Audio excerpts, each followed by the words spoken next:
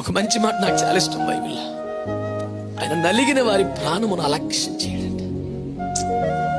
నాకు చాలా ఇష్టం మాట. అన్యాయంగా నిందలు, అవమానాలు, వేదనలు, బాధలు, పోరాటాలు నలిగిపోయావు చూడు.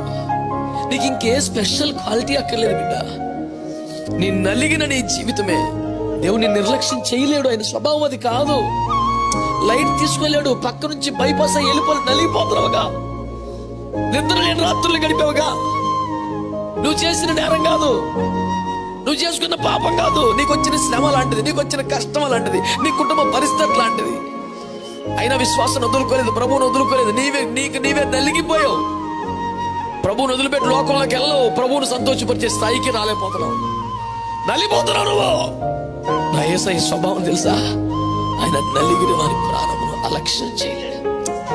అనలేడు, ఆయన వల్ల కాదు.